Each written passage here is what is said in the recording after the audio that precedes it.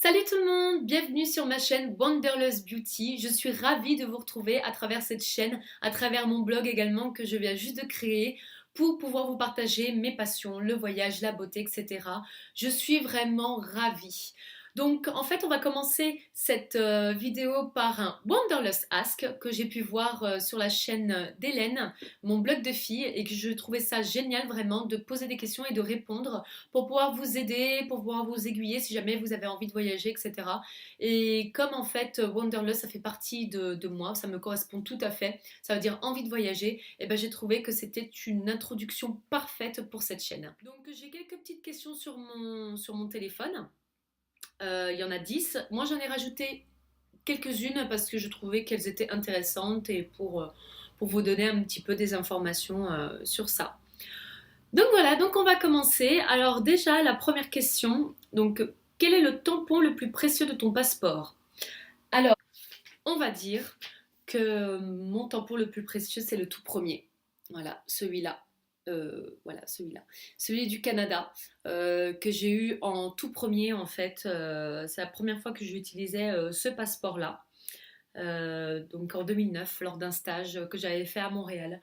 Et pour moi, c'est grâce en fait à ce voyage que j'ai voulu découvrir le monde et que j'ai commencé à aimer voyager. Sinon, avant, j'étais pas forcément attirée par ça. Normal, après, je veux dire, j'étais jeune, j'avais 19 ans, juste avant, c'est les vacances avec les parents donc, ou avec les copines dans le sud.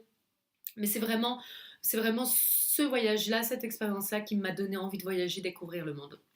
Ensuite, connais-tu ton numéro de passeport par cœur? Pas du tout. Je sais que ça commence par 8 AD, il me semble. Je sais qu'il y a 8. Mais non, je ne connais pas du tout mon numéro de passeport parce que c'est pas comme un numéro de téléphone, je ne l'utilise pas tous les jours non plus. Tu préfères voyager par avion, train ou en voiture? Alors, personnellement, pour des trajets dans la France, des petits trajets d'1 heure et demie, 2 heures, enfin voilà.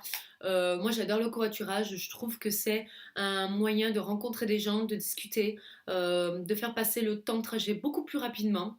Donc ça, je trouve que c'est un super moyen et puis surtout d'économiser des sous. Donc ça, sans aucun doute. Après, pour les voyages à l'étranger, je préfère quand même l'avion parce que c'est plus rapide, c'est plus confortable.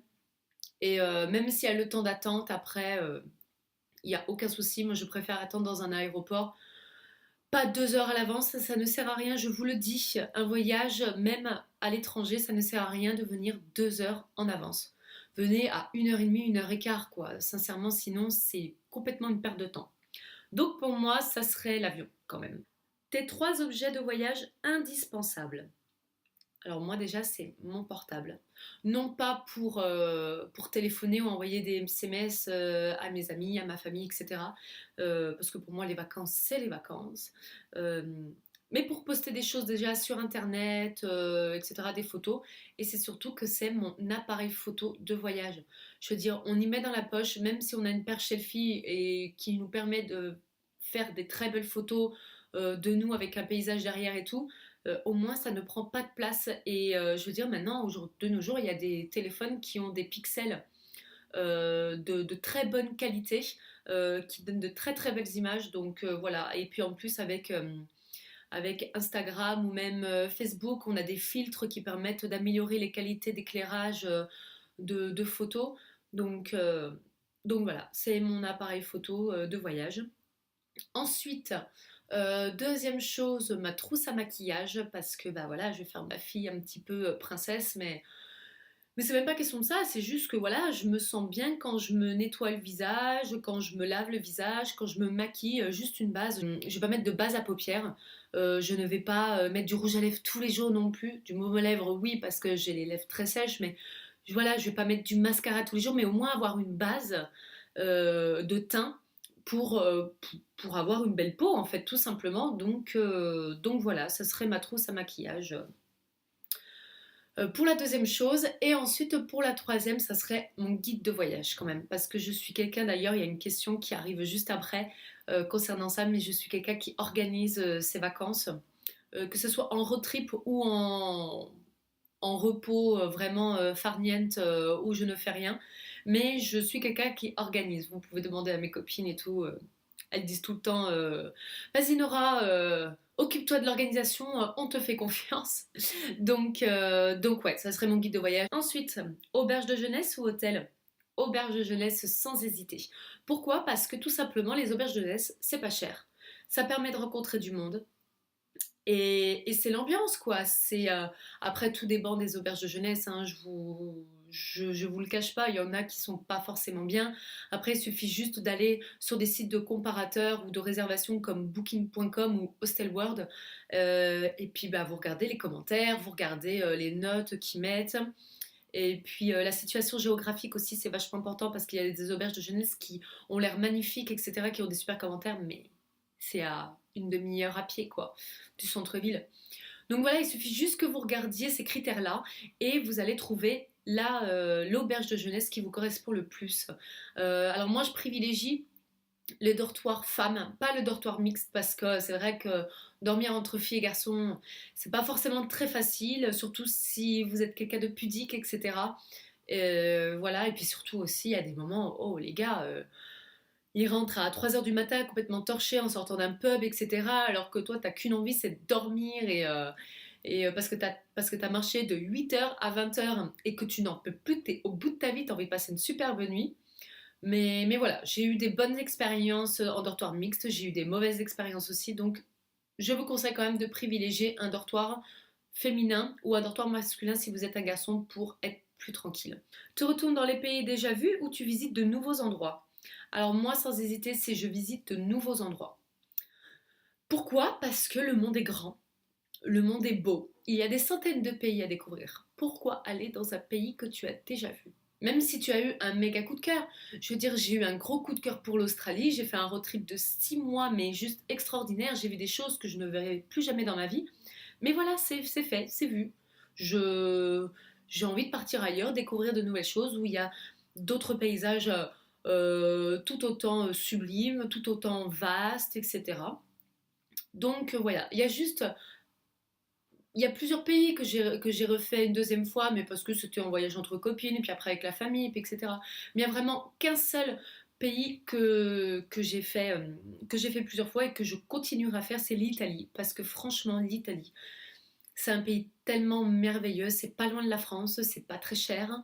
euh, et sincèrement, moi, je veux à chaque fois y retourner. Moi, on me demande une destination européenne pour l'été, moi, c'est l'Italie. Sans aucun problème. Et même pour le printemps. C'est même mieux pour le printemps, pour visiter, etc. Parce que déjà, il y a moins de monde. Et puis il fait moins chaud. Donc voilà, sinon, non, c'est vraiment... je vais voir de nouveaux pays.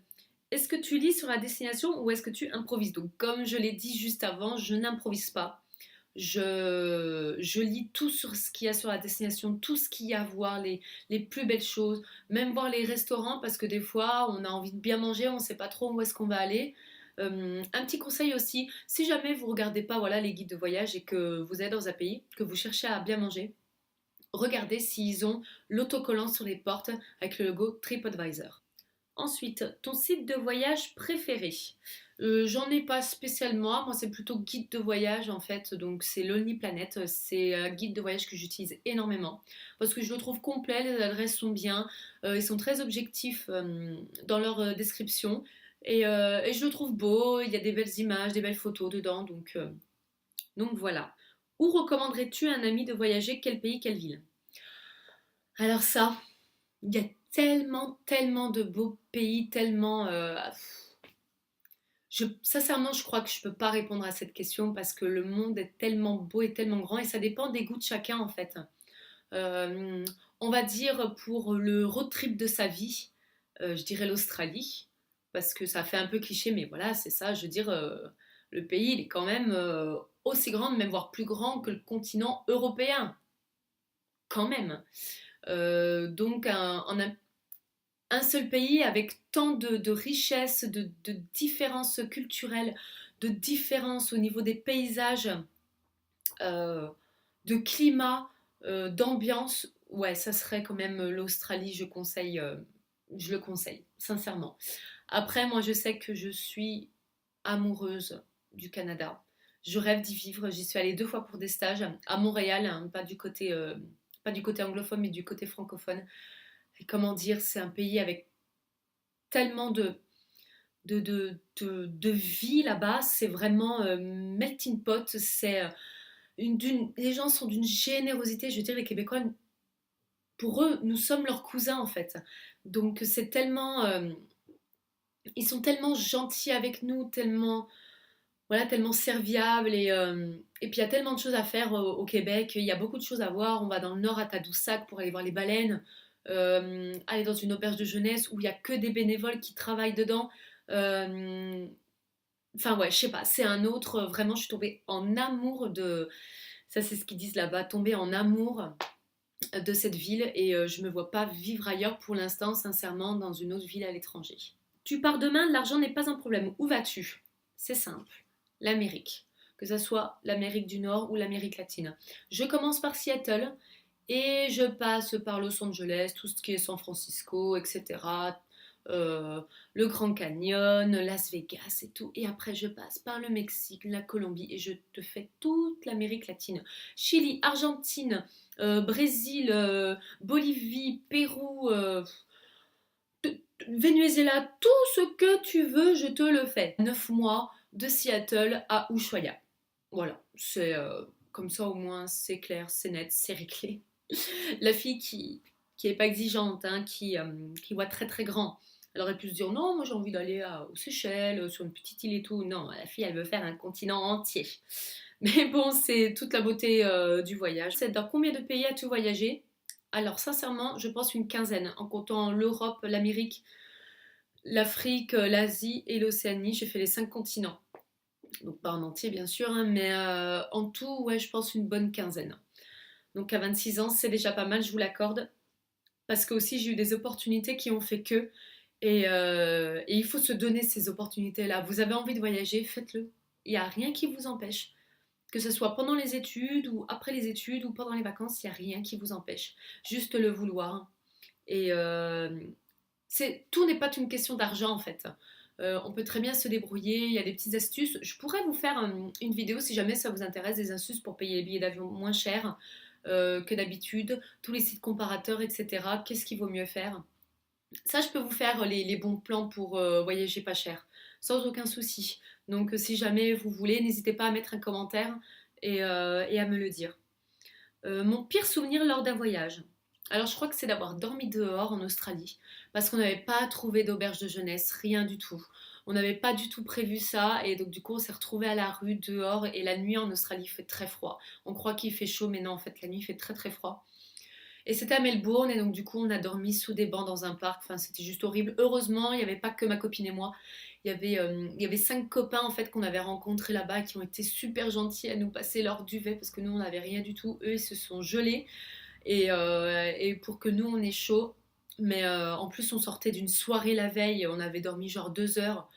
Moi j'en pouvais plus, sincèrement. Donc maintenant j'en rigole, mais je pense que c'est quand même le pire souvenir de mes vacances. La chose la plus dingue que j'ai faite lors d'un voyage. Alors il y a deux choses. C'est de faire le mur. Alors je vous le dis tout de suite, ce n'est pas bien, ne le faites pas, mais c'est de faire le mur à un festival en Australie pour aller voir les Red Hot Chili Peppers. C'était 200 $ la place. J'ai envie de vous dire, il était hors de question que je paye 200 $ pour aller voir un concert. Surtout qu'il restait même pas 1 heure, les Red Hot. Donc voilà, on a fait le mur, on est passé à travers des chaînes, des grilles, etc. On a failli se faire attraper par la police et tout, mais c'était juste extraordinaire, franchement.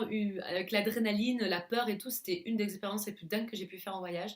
Alors la deuxième chose aussi, ce serait le saut en parachute aux White Sundays, qui est donc les îles qui sont à l'est de l'Australie, au nord-est, à peu près nord, milieu, est, je sais plus trop, les plus belles plages d'Australie. Et je fais un saut en parachute au-dessus de ces plages. Comment dire? Juste incroyable. En tout cas les filles, c'est fini pour cette première vidéo. J'espère vraiment qu'elle vous a plu. N'hésitez pas à mettre un pouce en l'air si c'est le cas. Ça me fera vraiment plaisir et ça me motivera d'autant plus à continuer ce projet. N'hésitez pas aussi à vous abonner à ma chaîne parce que c'est gratuit et au moins vous pourrez avoir toutes les notifications lorsque je posterai une vidéo. Donc voilà, écoutez, j'espère que vous allez passer une très bonne journée et je vous dis à bientôt. Bye bye!